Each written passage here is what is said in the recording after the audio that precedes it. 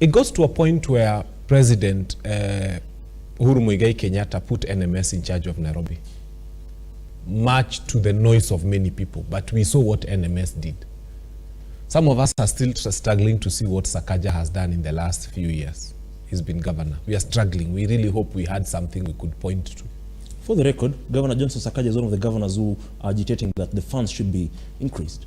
Yes, but increased for what? For the same things he's saying. Spend on fuel, spend on MCAs, spend on the wrong things.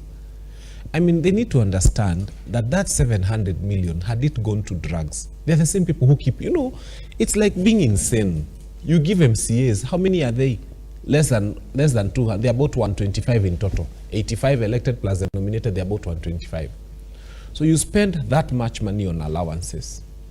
And then all the public hospitals within this city have a problem of having enough drugs.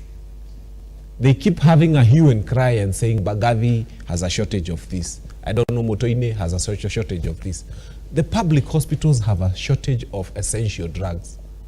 But MCAs have got money for local travel and money to fuel their cars and money to do all these things. The doctors are about to go on strike. Please explain to me, like a standard 2 child, why an MCA is more important than a doctor who is about to perform an operation that will save life. And why an MCA is not going on strike because their salary is paid on time, but the doctors have not been paid on time. I struggle to understand why a governor has never gone on strike because his salary is not paid, but his workers are unpaid. Have you ever heard of a governor who's not paid? So we just have people, and it's good. You elect people who are not empathetic to your needs, and people who don't care about Mwananchi because they don't. And then you wonder why we are getting the results we are getting.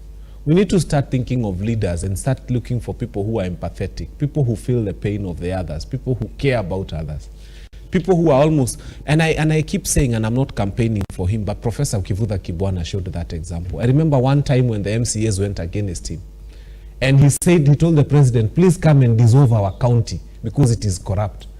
And everybody who had gone against Kivutha Kibwana was not re-elected in the next election. I think only one MCA came back. And that one is because he stuck with Professor Kivutha Kibwana. These are the kind of leaders, many of whom offer themselves at the elections, but our people go for the wrong ones all the time. You go for the ones who give them 100 bob, 50 bob, 70 shillings, 200 shillings, and then they wonder why things are wrong. So it boils down to the voter, whether you like it or not. Because what we have are not